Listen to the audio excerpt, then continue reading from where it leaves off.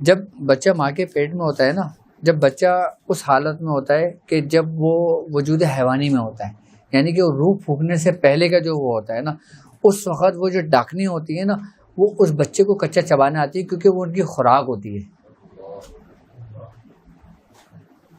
آئی بات سمجھ؟ وہ ان کی خوراک ہوتی ہے.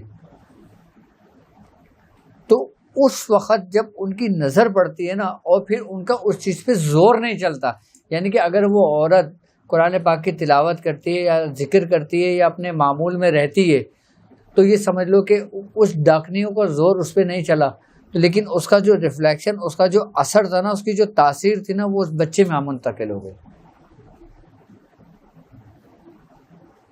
آئی بات سمجھ میں؟ پھر وہ بچہ میں سوکھا پن مر شروع ہو جاتا ہے. اس کے بعد جب جو بچے کی گروتھ ہوتی رہتی ہے نا، اس کے بعد سے سوکھنا شروع ہو جاتا ہے. اچھا، بچے کے جو سوکھا پن شروع ہوتا ہے، بچے کے ماں کے پیٹ سے شروع ہوتا ہے. آئی بات سمجھ میں؟ جب 9 مہینے میں آتا ہے نا، تو بچہ نارمل اپنی اصلی حالت میں آ جاتا ہے. پیدائش ہو جاتی ہے، بچہ نارمل ہے، لیکن پیدائشی کے تقریباً 21 دن کے بعد پھر وہ بچے میں سوکھا پن ہونے شروع ہو جاتا ہے. پھر اس کو دوسری ترتیبوں سے دوسرے طریقے سے اتارا کیا جاتا ہے. اس کا طریقہ، آپ بامکمل نقش لکھ رہے ہو نا، اگر کوئی سوکھے کا مریض آ جائے آپ کے پاس بچہ، تو آپ نے 9 نقش لکھنا ہے. کتنے؟ لیکن اس کی خاص ترتیب سے لکھنا ہے 9 نقش. ٹھیک ہے؟ آپ نے لکھنا یہ کہ آپ نے 9 گھنٹے کے لیے اپنے آپ کو باؤنڈ کرنا پڑے گا. آئی بس سمجھ میں؟ یعنی کہ 1 بجے سے لے کے 9 بجے تک آپ نے کرنا یہ کہ ایک نقش 1 گھنٹے کے اندر، یعنی کہ آپ اس کو اس ترتیب سے لکھو گے کہ آپ نے پہلے کھانا بنا لیا. آپ نے پہلا کیا لکھا؟ آتا تھا یا ایلو. ٹھیک ہے، آپ نے 1 دفعہ پڑھا، اس پہ لکھ دیا. پھر آپ نے بتا تیاہیلو پڑھا، پھر 2 دفعہ وہ پڑھا، وہ لکھ دیا. اب جتنے کھانے ہوتے رہیں گے نا، اتنی مرتبہ آپ اس پہ پڑھتے رہو گے.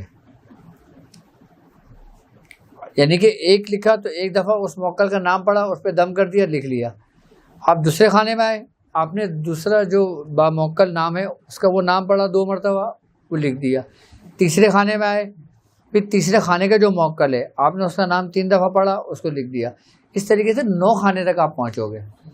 اچھا، 9 کھانے تک جب آپ پہنچ جاؤ گے نا، آپ نے 9 مرتبہ پڑھے گا، اس کا نام لکھ دینا ہے موکلان میں. یہ آپ کا ایک نقش تیار ہو گیا. نقش تیار ہو گیا. اب آپ نے اسی کے اوپر 45 مرتبہ سورہ قریش پڑھ کے دم کر دیا. اچھا، اب یہ کام آپ کا 15 منٹ میں ہو جائے یا آدھے گھنٹے میں ہو جائے، یہ ایک نقش تیار ہو گیا آپ کا. اچھا، جب 1 گھنٹہ پورا ہو جائے، جب 1 گھنٹے سے آپ دوسرے گھنٹے میں داخل ہو، یعنی کہ 1 بجے کے بعد جب آپ 2 بجے میں داخل ہوگے، تو پھر آپ دوسرا نقش لکھ لو گے اسی ترتیب کے ساتھ. پھر آپ 3 بجے کے ساتھ میں داخل ہوگے تو 3 دفعہ 3 اس میں لکھ لو گے. اسی طریقے سے 9 نقش آپ نے لکھنا ہے. اچھا، 9 کا ایک پوری ترتیب ہے اس کی، یعنی کہ 45 مرتبہ آپ نے سورہ قریش پڑھنا ہے. 5 اور 4 9، یعنی کہ 9 نقش لکھنا ہے آپ نے. 45 کا نقش اور سورہ قریش آپ نے دونوں نے مرج کری ہوئی ہے. یہ 2 راستے الگ الگ نہیں ہے، یہ ایک ہی ہے. اب اس کے استعمال کے طریقے، یہی طریقہ کار ہیں جو ایک بزرگ معلوم کرنے کے لیے میلوں سفر پیدل جاتے تھے 100 سال پہلے، 200 سال پہلے، اور مہینوں بعد اپنے گھروں میں آتے تھے صرف یہی اجازتیں لے کر. اور آج دور کتنا سمٹ گیا ہے کہ ایک لمحے میں اجازتیں مل جاتی ہیں، پہنچ جاتی ہیں، طریقے مل جاتے ہیں. اچھا، اب اس کا طریقہ پورا سن لو. 9 نقش ہوگا یہ. اب 9 نقش ہونے کے بعد آپ نے وہ 9 نقش مریض کو دے دینی ہے. اب وہ 9 نقش ایسے کمال کے ہیں کہ اب آپ اس کو جس مقصد کے لیے چاہو استعمال کر سکتے ہیں. کیا؟ کس مقصد کے لیے آپ چاہو استعمال کر سکتے ہو، لیکن یہ وہ کرے جو اس کی زکوٰۃ ادا کر لے. پہلے اس کی پہلے زکوٰۃ ادا کرے. اچھا، زکوٰۃ ادا اس لیے میں کروا رہا ہوں تاکہ آپ کی جان پہچان تو ہو جائے ان سے. ہاں، اب جان پہچان ہی نہیں، آپ لکھنے بیٹھ گئے. اگر آپ کسی سے جان پہچان ہوگی تو کام آپ کا آسانی کے ساتھ ہو جاتا ہے، جلدی ہو جاتا ہے. اور جب جان پہچان نہیں ہو تو پھر آپ لائنوں میں دھکے کھاتے ہو، ادھر دھکے کھاتے ہو، ادھر دھکے کھاتے ہو. پھر آخر میں پوچھتے ہیں تیرا کوئی جان پہچان ہے تو بتا دے. پھر وہ بولتا ہے فلاں سے اجازت لے لو، پھر وہ آتا ہے اجازت لینے کے لیے. یہ بہتر ہے آپ نے وہ 9 نقش دے دینا ہے. اچھا، ایک نقش بچے کے، جس بچے میں سوکھا پن کا مرض پیدا ہو رہا ہے، اس کے ایڑی میں باندھ دے.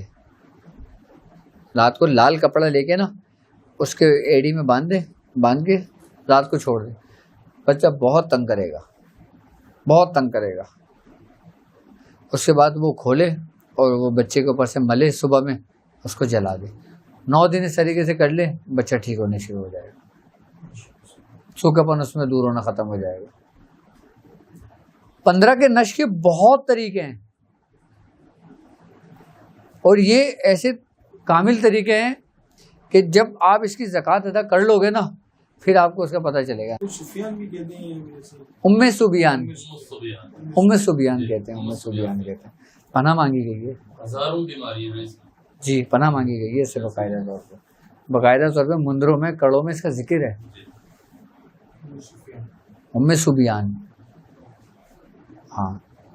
اچھا یہ شیاطینی بیماریاں ہیں, یہ وبائیں ہیں بیسیکلی اگر دیکھا جائے.